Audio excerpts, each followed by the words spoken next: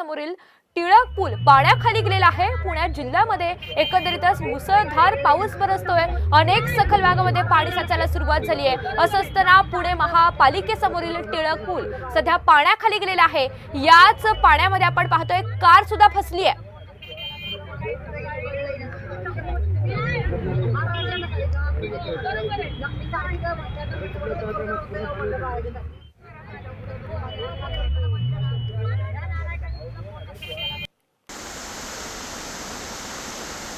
तर पुण्यामध्ये मुसळधार पावसामुळे बावधन भागामध्ये एका शोरूम मध्ये पाणी शिरलेलं आहे आणि त्यामुळे दुकानातल्या सामानाचं मोठ्या प्रमाणात नुकसान झालंय।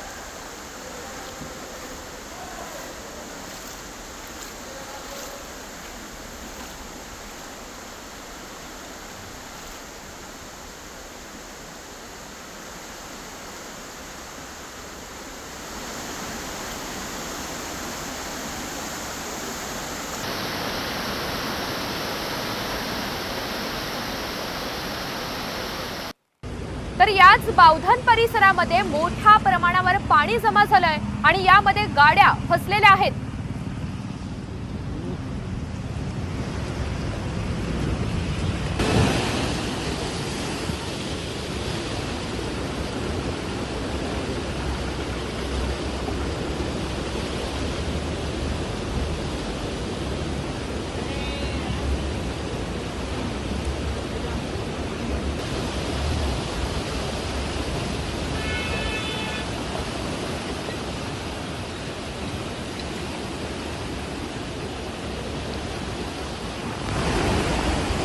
मुसळधार पावसामुळे पुण्याची अक्षरशः दाणादाण उडाली आहे। बावधन परिसर पाण्याखाली गेल्याचं चित्र बघायला मिळत आहे।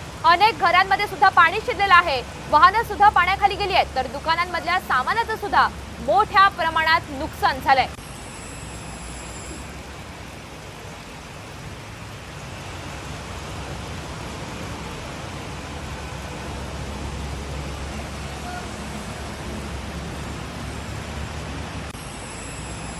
तर या संदर्भातली अधिकची माहिती आपल्याला प्रतिनिधी सागर आव्हाड देत आहे। सागर, आपण पाहतोय एकंदरीतच बावधन परिसराला मोठा फटका बसलाय। सध्याची काय चित्र आहे, सध्याचं काय परिस्थिती आहे?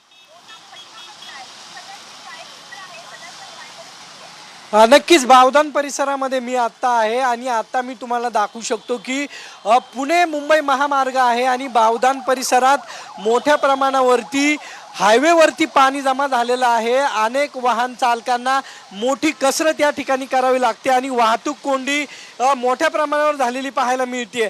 लांबच लांब रांगा ज्या आहेत त्या आपल्याला या ठिकाणी लागलेल्या पाहायला मिळतात। बावधन परिसरामध्ये मुसळधार पाऊस रात्रीपासून सुरू आहे आणि आता जर पाहिलं तर अनेक दुकानांमध्ये पाणी शिरलेलं आहे आणि हे चित्र मी तुम्हाला बावधन पुलावरचे दाखवू शकतो की जे पाणी आहे ते 2 ते 3 फूट पाणी जमा झालेलं आहे। वाहतूक संत गतीने सुरू आहे।